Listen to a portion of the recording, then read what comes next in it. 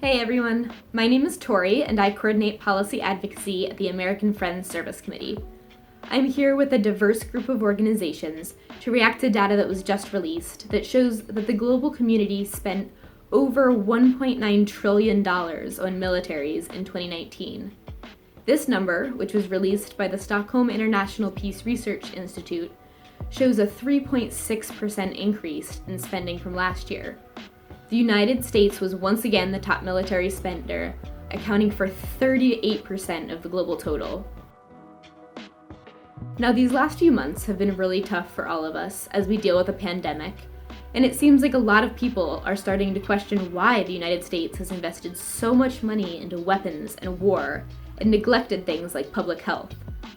One of the numbers that's really stood out to me is the comparison between the price of an F-35 warplane and the price of a ventilator. For the cost of a single plane, we could have had 1,558 ventilators. I'm not the only one worried about the huge amount of military spending. The organizations you'll hear from after me agree that these numbers are concerning. And, as US-based organizations, we call on the United States to reduce Pentagon spending. Hi, I'm Nancy Parrish, Executive Director of WAND, Women's Action for New Directions.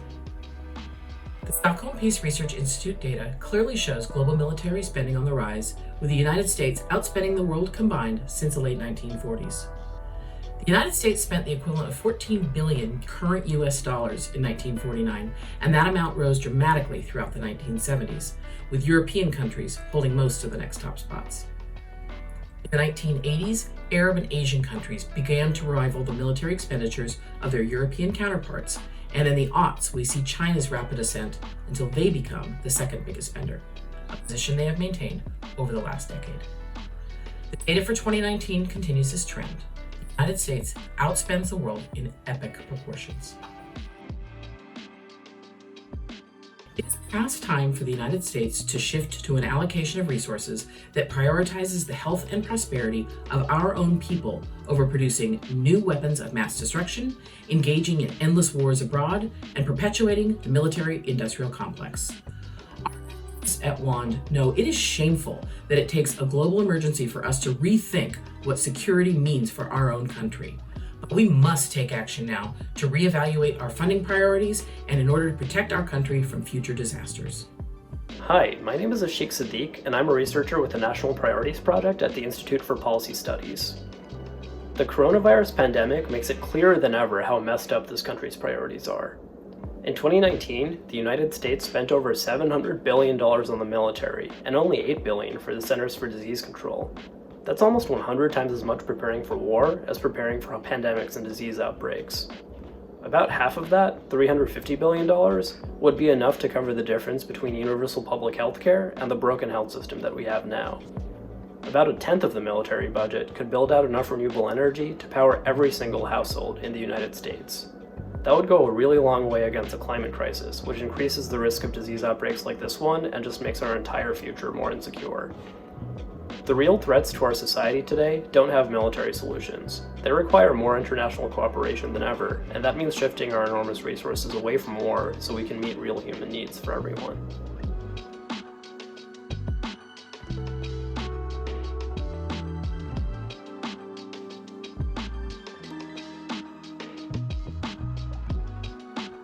Hi, my name is Savannah Wooten. I'm with the People Over Pentagon campaign at Public Citizen, where we're advocating to cut and reinvest at least $200 billion of the Pentagon budget into other domestic and human needs priorities. Today's report reveals what we've been advocating for and have known for a long time, which is that military spending globally and in the US is grotesque and unacceptable and out of sync with what our national priorities should be. U.S. budget alone is $738 billion per year and growing as we speak. And we envision and champion a world where we invest that money in other things, whether that's healthcare, education, green jobs, whatever it may be. We'd like to see that money invested in things that actually contribute to the dignity, well-being, and health of everyday folks. So we call on advocates around the world to join us in calling for that money to be reinvested instead of going essentially down the toilet into contractor payouts, outdated weapons systems, bases around the world that just contribute to U.S. militarism and perpetual war fighting. Hi, my name is Andrew Willoughby. I'm the Campaigns and Communications Coordinator for Bless Peace, a collective action campaign platform of peacebuilding organizations. The public demands an end to endless war, yet few policymakers have articulated practical pathways out of America's endless war framework. Peacebuilding and mediation are critical, viable alternatives to excessive militarism, yet are barely resourced in the current global landscape. When it comes to tackling our biggest challenges ahead, peacebuilders know that peace works better.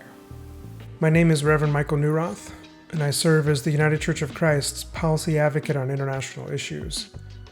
In 1985, the United Church of Christ declared itself a just peace church.